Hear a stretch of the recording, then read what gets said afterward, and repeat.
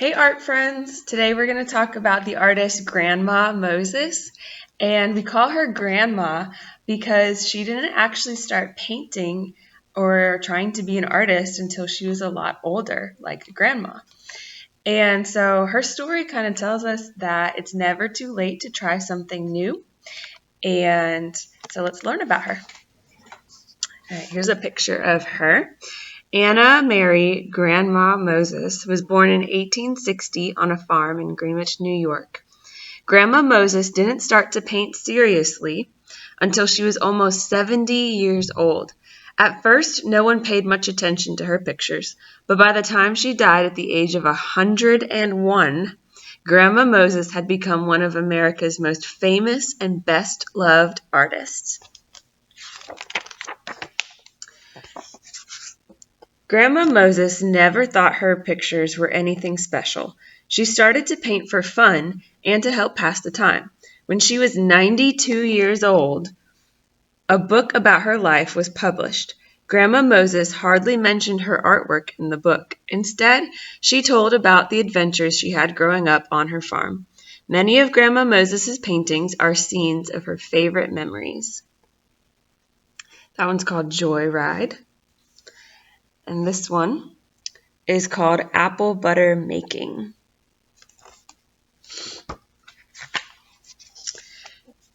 Just about all of Grandma Moses's paintings are landscapes. They show the beautiful rolling mountains, towns, and farms where she lived. Unlike most landscape painters, though, Grandma Moses included people doing all kinds of interesting things, like making tasty apple butter or candles, or celebrating a favorite holiday or season of the year. This one's called For This Is the Fall of the Year.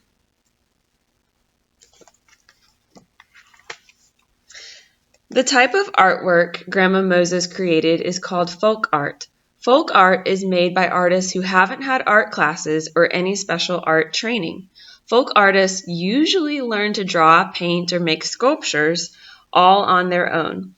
Sometimes Grandma Moses learned by copying from old prints, calendars, and greeting cards.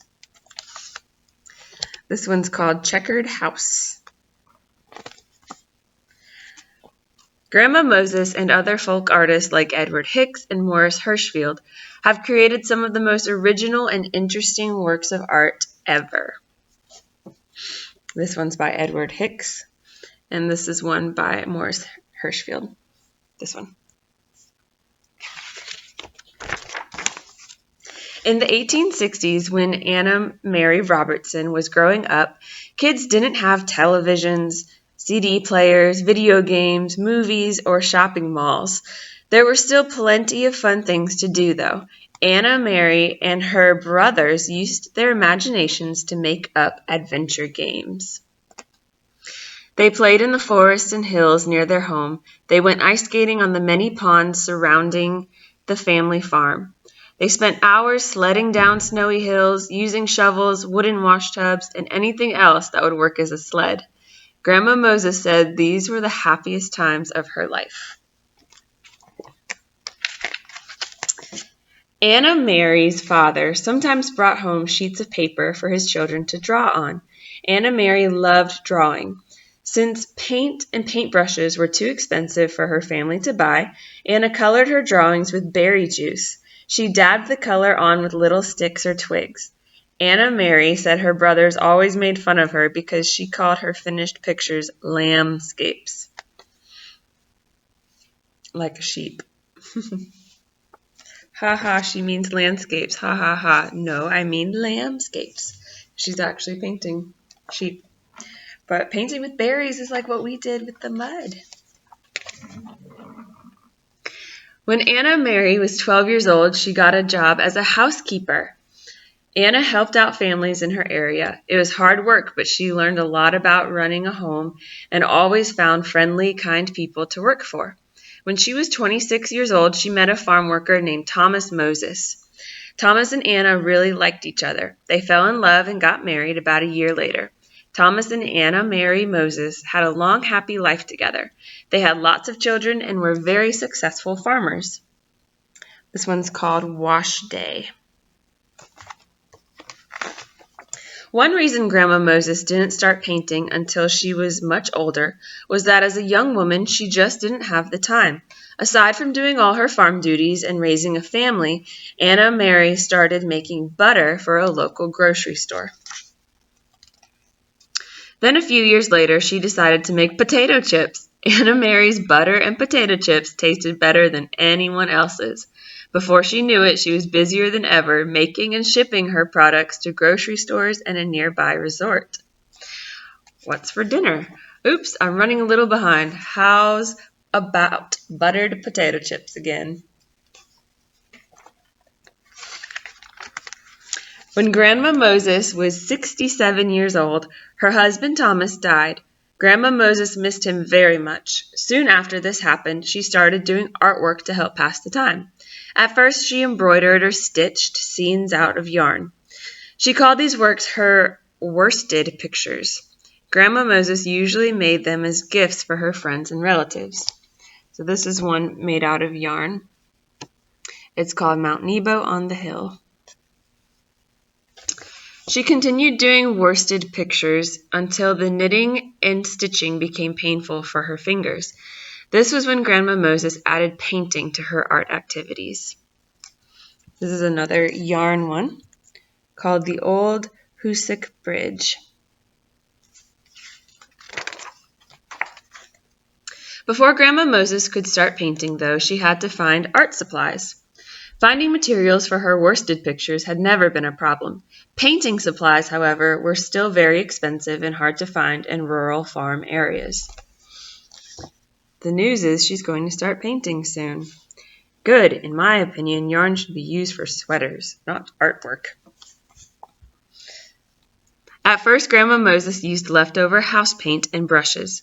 She used matchsticks and pins to dab on tiny dots of color. Grandma Moses painted on any surface she could find, including glass window panes, sheet metal, and old canvas cloth used to cover farm equipment.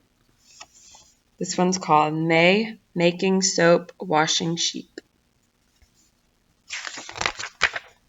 Grandma Moses displayed her artwork at county fairs alongside her canned fruit and jam. One time she won a prize for her jam, but no one even noticed her paintings.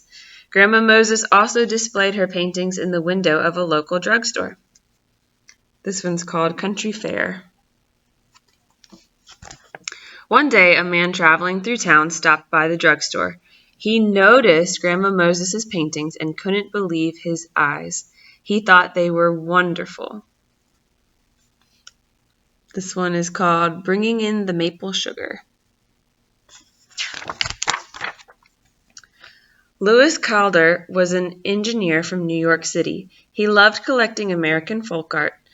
Louis bought all the paintings in the drugstore window right away.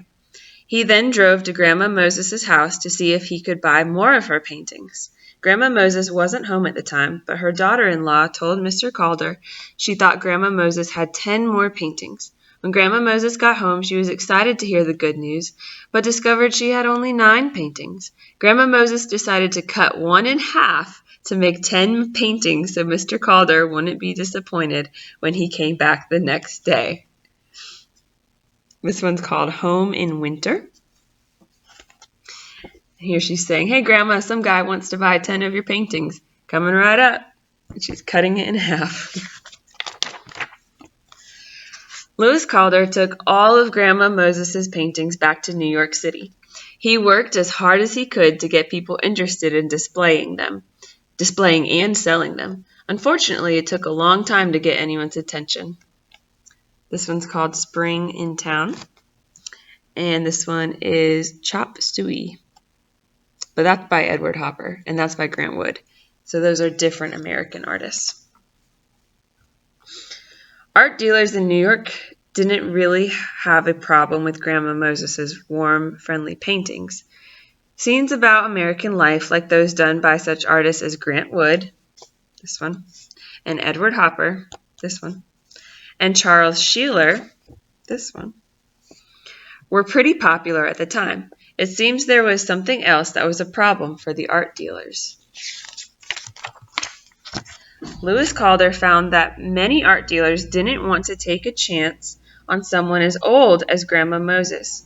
They were afraid an artist who was almost 80 years old might become ill and unable to paint any longer. Some dealers felt Grandma Moses might even die soon. This is called the quilting bee. Lewis Calder never gave up and finally found an art dealer who loved Grandma Moses' paintings. This dealer didn't care how old she was either. Otto Callier owned the Gallery Saint Etienne, I don't know how to say that, in New York. He agreed to give Grandma Moses a one-woman show. Grandma Moses' exhibition helped bring attention to her paintings. Before the show ended, Gimbel's, a big department store in New York City, asked to use Grandma Moses' paintings for their Thanksgiving festival. Over the next few years, galleries and museums held Grandma Moses exhibitions too.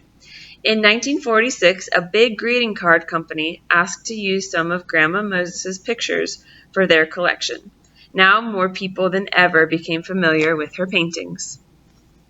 This one is called Catching the Thanksgiving Turkey.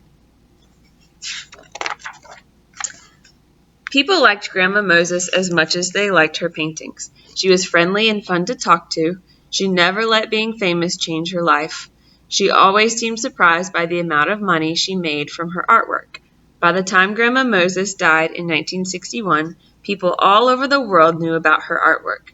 Grandma Moses' paintings reminded everyone of simpler, happier times. There she is.